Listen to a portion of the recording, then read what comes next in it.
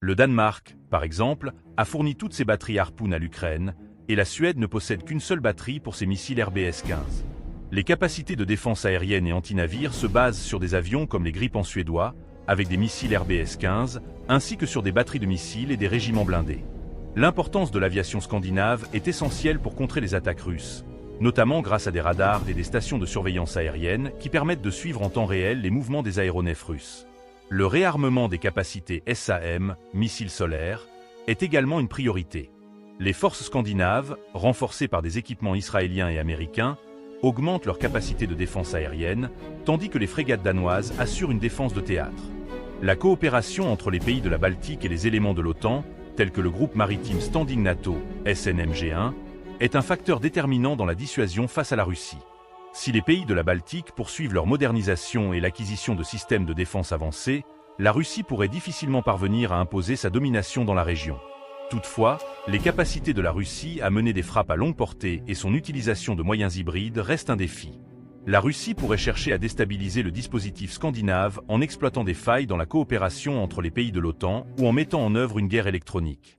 Mais la situation géopolitique et les capacités militaires des pays scandinaves semblent suffisamment solides pour neutraliser toute offensive de grande ampleur.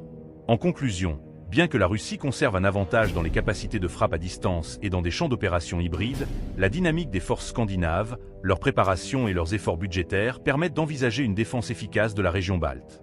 L'Ukraine joue également un rôle stratégique important, influençant directement la stabilité de la région baltique, où un durcissement des tensions semble inévitable à mesure que les conflits à l'Est se prolongent. La France pourrait également jouer un rôle dans cette situation, en particulier dans la guerre des mines, pour soutenir la sécurité de cette mer fermée. Si vous suivez cette analyse sur la situation géopolitique en mer Baltique et les dynamiques militaires actuelles, il est clair que la région devient un terrain stratégique de plus en plus complexe, avec des enjeux majeurs pour la sécurité européenne. La montée en puissance des capacités militaires scandinaves, notamment la Suède et la Finlande, en réponse à la menace russe, représente un tournant. Ces pays ont su adapter leur doctrine de défense, en mettant l'accent sur la mobilité, la polyvalence et la capacité à résister à une éventuelle agression en déployant des forces légères, mais résolument efficaces. Cependant, malgré ces avancées, la question demeure. La Russie, avec ses forces massives dans la région de Kaliningrad et son arsenal de frappe à longue portée, pourrait-elle inverser la tendance et déstabiliser l'équilibre fragile dans la Baltique? C'est une question à laquelle il est difficile de répondre avec certitude. Si les forces scandinaves sont bien préparées, la coopération entre les pays de l'OTAN et leur volonté d'engagement sont cruciales.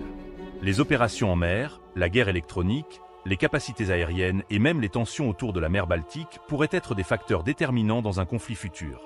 D'un autre côté,